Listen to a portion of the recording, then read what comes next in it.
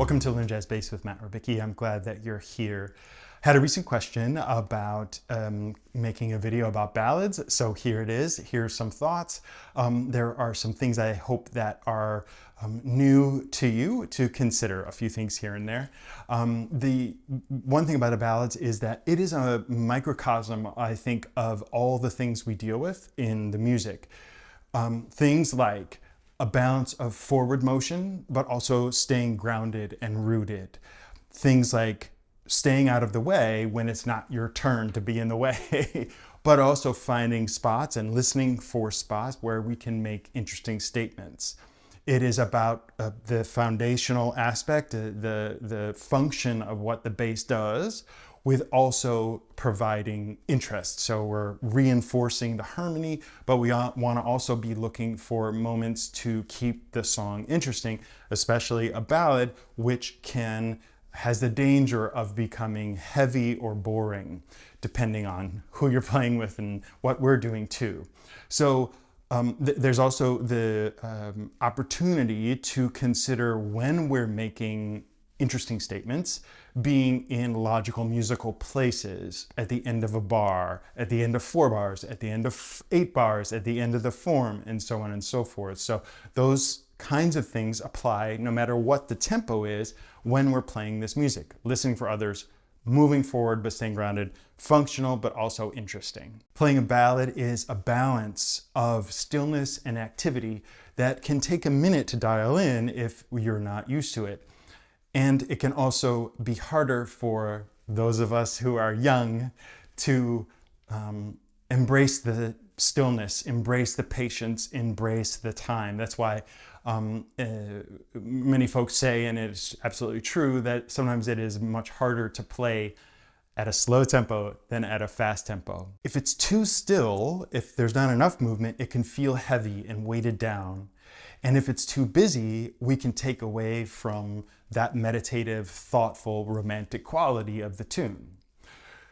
One thing to consider in practical terms is you want to gravitate towards thinking about what is, and assessing in the moment, what kind of ballad are we actually playing? There's actually different kinds, right? And usually we don't need to think about this consciously. It kind of comes with our natural musicianship, but it might be helpful to think about it consciously. We have a walking ballad, which is sort of just shy of just a medium swing, right? So you would actually play a walking line just at a quite slow tempo. Then we also have sort of the standard like singer style of a ballad where it would be something you accompany a singer.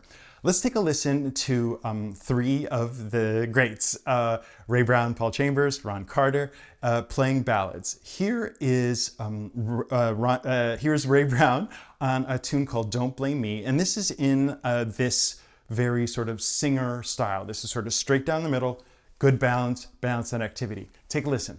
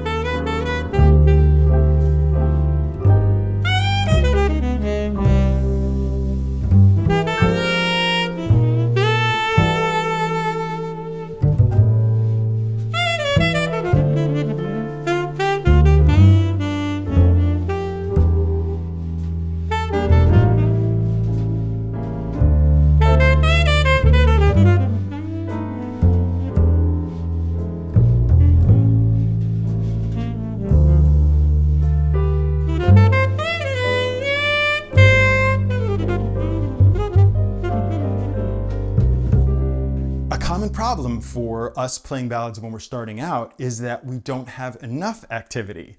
And so noticing what Ray played there, especially if you sort of are looking at the music, it looks like a lot is happening. But when you listen, it doesn't feel like he's really getting in the way to me. So it's about finding spots where you're just adding to the sense of manifesting the rhythm, the underlying rhythm, in a way that makes you feel like, yes, I'm still connected with the time, I'm still connected. As I say, if you are too still, if there's not enough going on, it can feel really heavy. And one time, years ago, when I was playing a ballad with a drummer I really, really respected a lot, we were playing and I was in the mindset of like, I really want to feel very much like I'm exploring the time, very loose. And he really got my attention and was looking at me like, and doing this motion like, come on, let's go, keep this time moving, right? And he was absolutely right. I was dragging down on the time because I was sort of waiting too long to make a rhythmic statement. So that's the singer way of doing it. And then you can sort of up the activity a bit into an arranged type thing, or you can try to explore and be a little more active depending on what the band is. Here is Paul Chambers with Miles Davis on My Funny Valentine. Take a listen to this.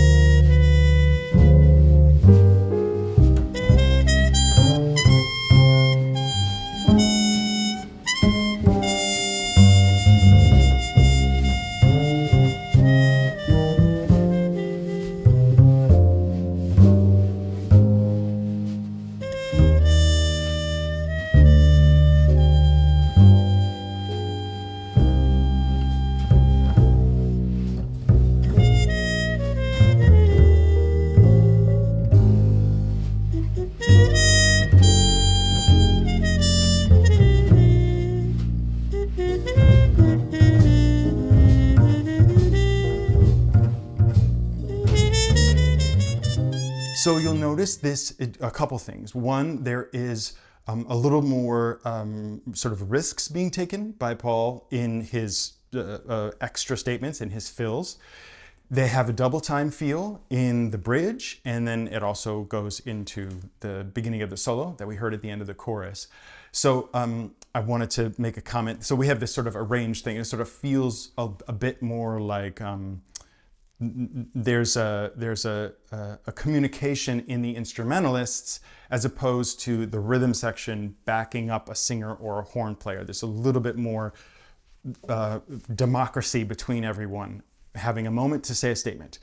And also we go, as I say, into this double time thing, which can happen on ballads. Let me take a second to talk about that. I would caution you not to expect that to happen, and also to not try to force it to happen.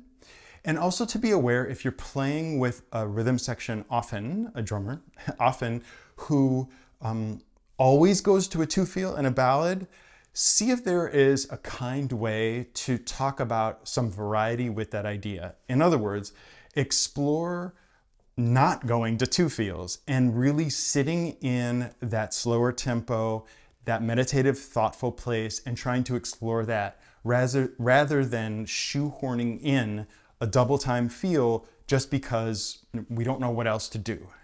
Right? So try to find instances where you don't do that, and listen when you're listening to ballads, listen for when they don't do that. What else happens? How does the band keep the interest going?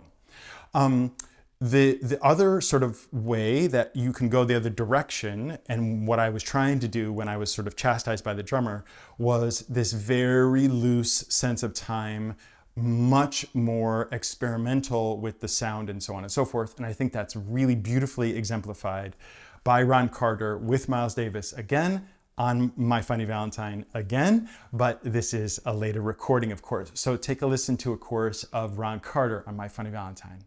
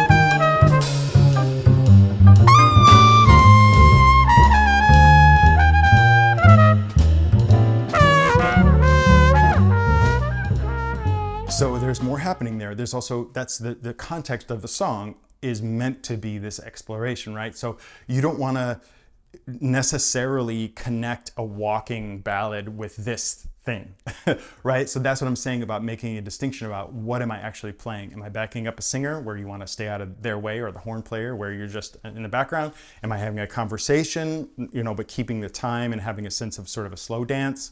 Or am I really exploring the space, which I think Miles and Ron Carter and the band does, of course, at the highest level. The recording with Ron Carter, I want to note that the notation that I have in the PDF for you, it is gray. There are definitely sections where the time really is moving, could almost be written out as like a different time signature. I've seen that happen too. People write out parts of this recording transcribed as like bars of 2 or bars of 6 or something. I just sort of put what I felt made logical sense and keep things in 4-bar sections and so on. But there's a lot of space to explore, and Ron Carter certainly uses a lot of tools to change the harmony, to play with colors, and so on and so forth. He's a master at that. Speaking practically for ourselves, generally we're going to have the returning place for what we do as being in the money notes, these lower notes on the fingerboard. We want to have that be home base, and then we kind of stray away from that when musically necessary. But that is a common thing, and there's nothing wrong with playing down in half position a lot in a ballad. It's totally fine. And also, as I point out in our course, Walking with the Ride, Transform Your Bass and Drums Connection, as I point out in that course where it's me and drummer Krishan Darby talking about bass and drums in general, we talk about a ballad and how importantly, if you ask yourself, how is the tempo really established in a ballad? And that would be whoever dictates beat 2. That's usually the drummer. And very often that would be a hi-hat click on beat 2. So you may think you have a sense of where the tempo is, but listen very carefully for what happens on beat 2. Sometimes it's a brushes pattern. Pay attention to that. There will be something that would dictate where beat 2 is usually. If there's not, like in the Miles version, it is up to the individual players to get a sense from each other of where they feel the time is. And that's why I think the time moves a bit in the Ron Carter version. Sometimes Miles is making one little phrase that sounds like he's going to double time, and so Ron changes that, but then Miles moves away from that, so Ron moves away from that. Sometimes when Miles is holding out a long note, it's up to Ron entirely to dictate where he thinks the time is, and so on and so forth.